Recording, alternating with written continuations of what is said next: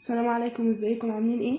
النهارده بقى معانا فيديو جديد وهوريكم حاجات يعني شارياها.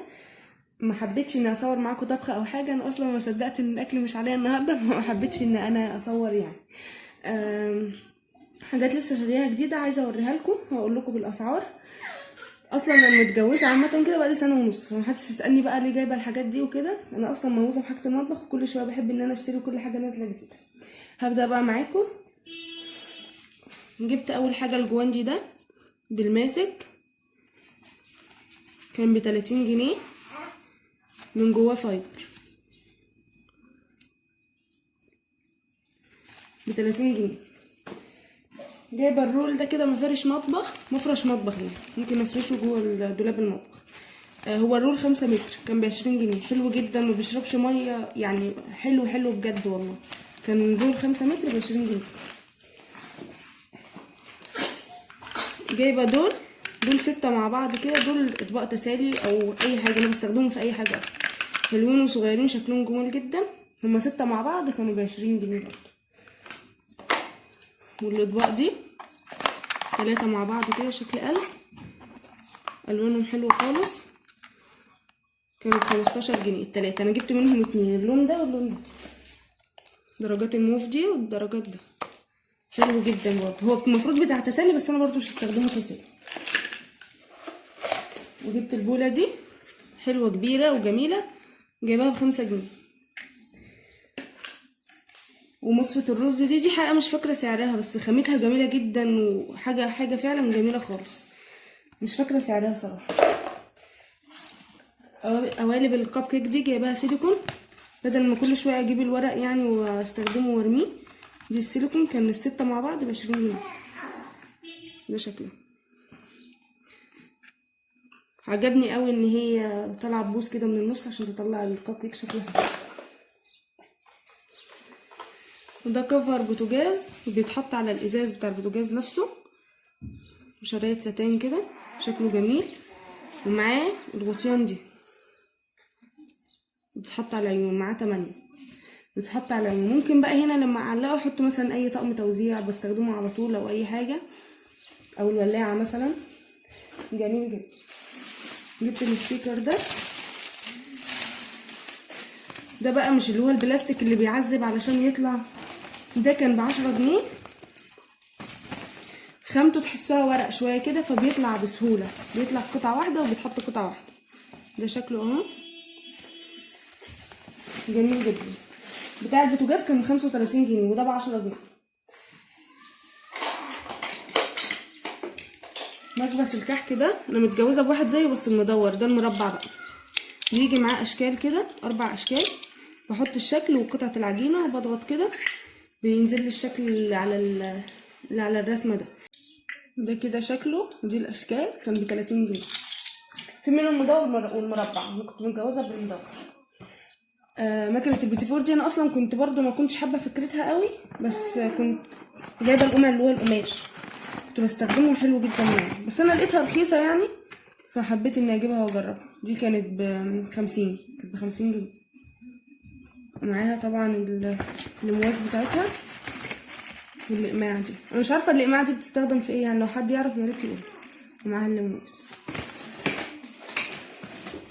الميزان ده بقى جميل جدا يعني، صغير في حجمه واستخدامه دقيق خالص وجميل بجد. ده كان ب50 جنيه، 55. هو شغال بحجارة، جميل جدا وصغير ومبياخدش مكان واستخدامه حلو خالص. جبت بقى علبة التوابل دي، بس ما قدرتش استنى عليها ومليتها. حطيت فيها حاجات الحلويات وكده. جميل بقى، وهو عبارة عن 6 برطمانات كده، والقاعدة بتاعهم هو بيلف، ومعاه 6 معالق. ده كان ب70 جنيه. جميل جدا وشكله تحفة بجد. والاطباق دي حلوة جدا، ان هي بعينين كده يعني، ممكن اكل حاجة هنا واحط القشر هنا او اي حاجة زي كده، او للاطفال مثلا. كان الطبق ب5 جنيه. وجايبة ال3 حاجات دول، دي وده 3 ب10 جنيه، 3 مع بعض حلوين برضو جدا. ومفارش التلاجة دي هما مع بعض كده هما 4 ب10 جنيه، بس انا بعد ما جبتها محبتش فكرة الصورة يعني وكده فبفكر محطهاش. كانوا ب10 جنيه 4 قطع. ومعايا الزيادة الصغنونة دي مش عارفة اعمل بيها ايه المفروض كانت كبيرة في الصورة، معرفش ايه اللي خلاها صغيرة كده. دي كانت ب10 جنيه. ومعايا ال3 اطباق دول بلاستيك حلو جدا ب10 جنيه. معايا السكينة دي كنت عاملة بيها البطاطس قبل كده قلتلكم. ده كده شكلها. تقطع بقى طماطم، جزر، خيار، اي حاجة بتديها الشكل ده بيبقى شكلها جميل جدا وحامية جدا على فكرة. كانت ب10 جنيه. الجهاز ده بقى انا لسه الحقيقة ما جربتهوش. بتاع لقمة القاضي. المفروض اني بدهنه زيت واحط في العجينة واضغط كده، دي بتفتح كده واقفلها على طول الكرة تنزل. يعني دوت الغرض منه انه يخلي الكور متساوية، بس لسه ما جربتوش يعني. جايه بقى الطقم الجميل ده هما كده. ده شكله 6 بولات من دول و7 قطع، 6 من دول حلو جدا. والكبيرة دي كبيرة خالص. ده كان ب50 جنيه. والاطباق دي حلوين جدا يعني. بيتهيألي انا اصلا والله اول ما شفتهم ما صدقتش ان هم يبقى شكلهم كده. كان الواحد ب10 جنيه. والجواندي ده جميل بقى في مسح الموبيليا والتراب، اي حاجه من الحاجات دي بينضفها خالص. انا عندي انتريه جلد فبمسحه بيه. انا جايبه 2 بمسحها بالتاني بيه، بيشيل التراب جدا وبيخليه فيه لمعه والله جميله جدا. بمسح بيه النيش والدولاب وكل الحاجات دي بيخليه جميل خالص. ده كان ب10 جنيه.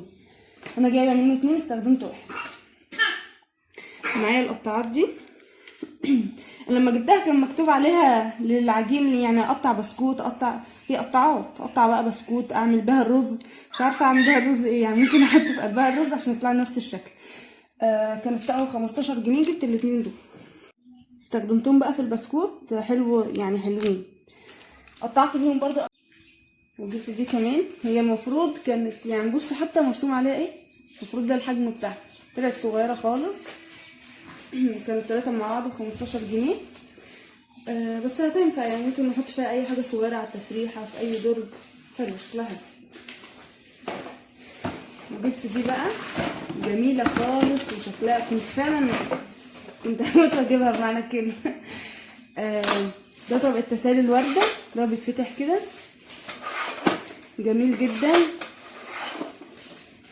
ده محكم خالص يعني، مش ان هو هفضي فيه حاجه وهيدخل هوا فهتطرى، لا محكم خالص. وهنا ممكن اسند التليفون هنا. لونها جميل وشكلها جميل جدا. فعلا كنت عايزه اجيبها جدا جدا. دي كانت اخر بقى حاجه معايا النهارده في الفيديو. يا رب يكون عجبكم. ولو حد يعرف الاستخدامات بتاعه الاقماع بتاعه البيتي فور ده يقول لي عليها في التعليقات. ويا ريت لو الفيديو عجبكم ما تنسونيش في اللايك والشير والسبسكرايب، انكم تفعلوا الجرس عشان يوصلكم كل جديد، وانكم تدعموني. وكل سنه وانتم طيبين، والسلام عليكم ورحمه الله.